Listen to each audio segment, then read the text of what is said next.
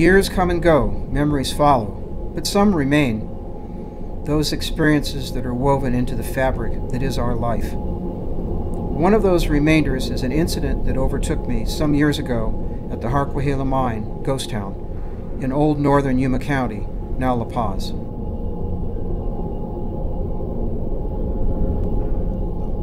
The Harquahala holds a lot of history within an area dotted with prospects and other mining operations. It lies within a once rich gold placer field. Its hard rock history begins in the late 1880s, around 1888, with the discovery of a fabulously rich lode.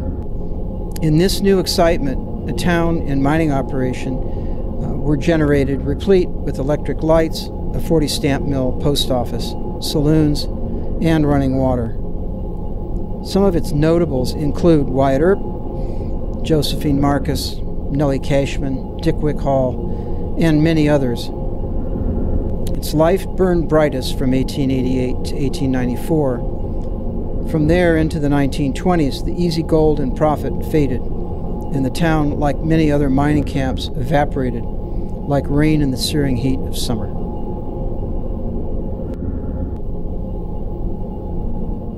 I originally learned of this place while working on the restoration and research of a Colt single-action revolver for a gentleman with connections to the mine. I became fascinated with the history and remote location.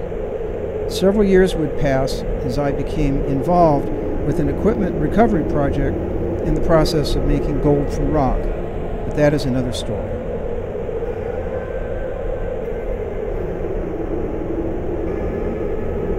There was much conversation about this place being haunted by the past. Most of the stories were connected with the underground workings and the dangerous conditions of working in the dark at depth. Enough history. There is another story just behind this earthly dimension.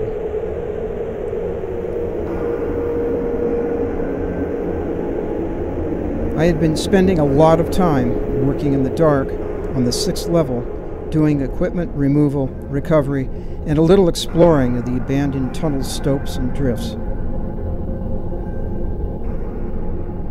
Even then, there were some unexplained noises, footsteps, and other sounds in that silent environment, to give the impression of not working alone. Maybe a shift change in time and dimension.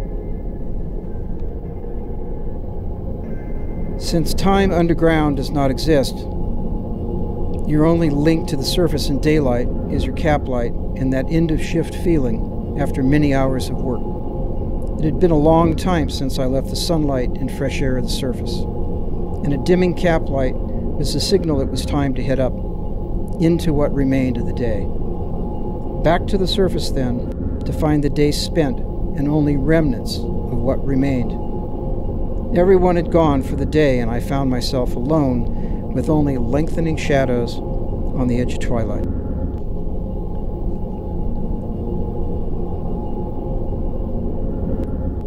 There is a point at twilight where the desert stills, in transition. It only lasts a short time, from daylight to darkness. In itself, it is a magical time, a time when the wind takes a breath and all but stops for that short moment. This is the desert. It is something felt and once experienced remains in memory.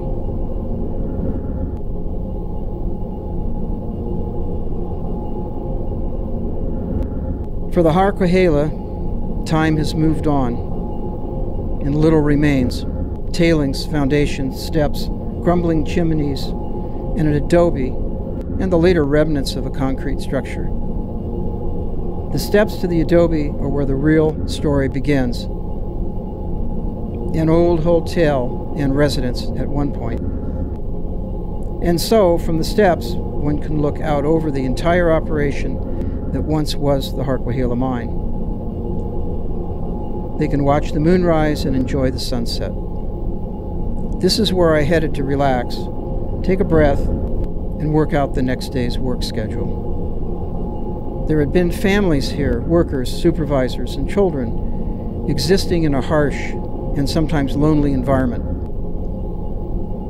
It must have been extremely hard on the children. Time for play was limited and could be very, very dangerous around the workings of an operation of the size presented at that time. And yes, with the miners, saloons, whiskey, and the violence that those conditions bring. This is noted in the history and in the crosses still standing in the old cemetery. A short walk from the mine trailer, and I found myself sitting on the concrete and stone steps in front of the old adobe. There was a profound silence as the surroundings all but held their breath. The shadows grew long, fading into gray. For a moment there was something, just a feeling. I looked down to my right, and at my right hand there sat Field Mouse, comfortable, unconcerned, and seemingly lost in the twilight I was enjoying. Very odd to see a mouse sit so close, without fear or concern.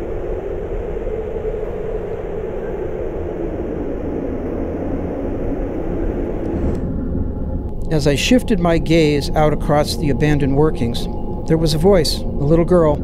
Come play with me. Soft in its insistence.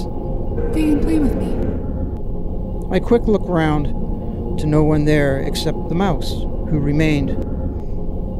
There was that feeling of loneliness, sadness, and hopelessness, and great anticipation in that small voice. And at once, it had been transferred to me as I sat there on the steps with the mouse. The voice continued in its request with a deepening element of hopelessness. Stay and play with me. It was now more felt than a physical voice on the wind. I believe you can experience the past at times, but it cannot be touched in real time. Those are the rules, maybe for the better, but in this experience, sadly so. Compelling without the reality of hope or compliance. Nearly full-on dark now, the colors had faded and a soft wind began to blow across the tailings and pass through the adobe. I remembered the mouse and looked down to find it had gone. Too dark to see him anyway. The voice, fainter now, but remained, so compelling and plaintive. Stay and play with me. It was getting late, and it was a long 12 miles on the mine road, back to the nearest town. No lights and no one else. So I said goodbye to an unseen voice, offered apologies, and took my leave. Back to the mine trailer in my truck, and the little girl was gone.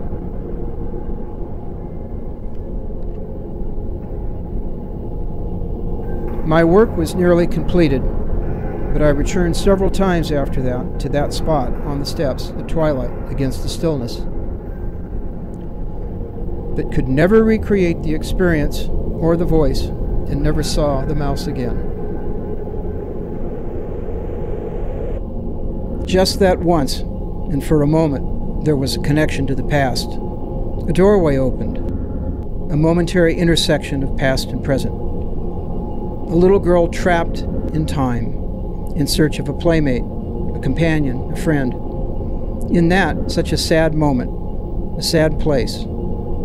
It is sometimes commented on, if only the walls could speak. If the conditions are right, and we are still, and the wind holds its breath for a moment at dark, you can sometimes hear, just for a moment, they can speak, and sometimes do.